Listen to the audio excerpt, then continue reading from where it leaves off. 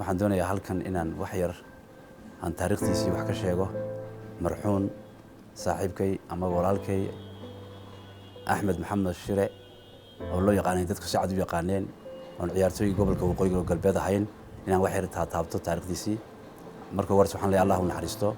ilaahay qabriga ha u nuuro ilaahay naxariistiisa ka waraabiyo eheladii iyo dhammaan asxaabtii iyo dhammaan intii magaciisa iyo muuqiisa taqaanay waxaan leeyahay sabriiman Allah ka siiyo inta kadib saaxiibkay wuxuu ahaa marxuunkaasi nin qaali ah oo boqolkiiba boqol waxa weeye haliyay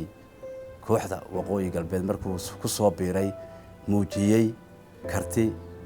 iyo waxa weeye dadaal dheeraad ah taas oo ay kaliftay in sanadkiisii labaad ciyaaraha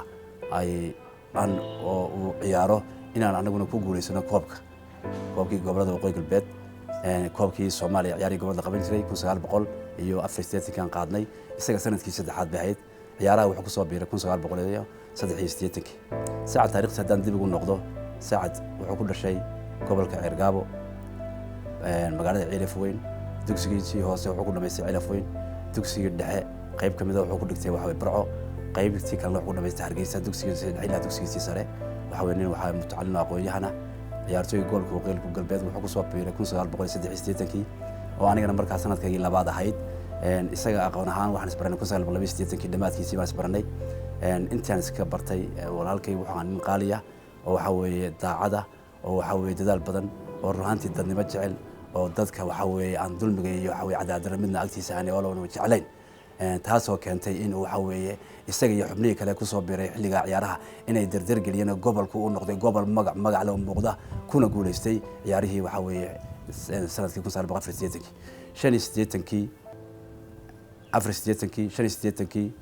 iyo 86 iyo 87 saacad haaf kaliya ka ciyaarin wuxuu ka ciyaaray markii hore wuxuu ka ciyaaray ciyaaraha wuxuu ku bilaabay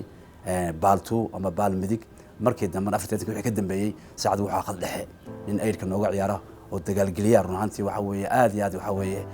ugu magaranaysa waxa weeye ugu firfircoon isla markaana mar walba waxa weeye nin jecel waxa weeye horumarka iyo guusha waxa weeye gobolka magaranaysa waxa weeye markaa ku faanayo raggii uu gobolka ku faanayo kamid ahaa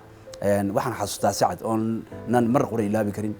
qarankii Soomaaliya la oran jiray oo mar noogu yimid Hargeysa na soo booqday halkan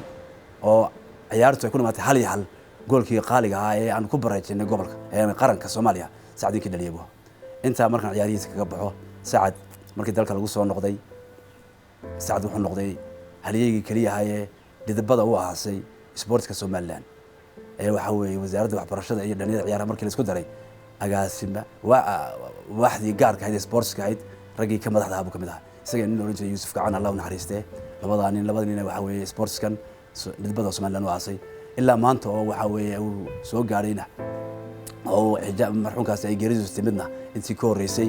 mar wasaaradda agaasimaha ka ahaa iyo mar xiriirka madax ka ahaa bahayd Soomaad garan markaas Sacad wuxuu ninka qaaliga ah oo mar dhanaan ilaabi karin waxaan leenahay Ilaahay mar labaad iyo mar saddexaad ba Ilaahay u naxariiso Ilaahay waxa weeye qabriga ha ugu nuuro Ilaahay naxariistiisa ka waraabiyo eheladii iyo dadkii ka baxayna Ilaahay sabriima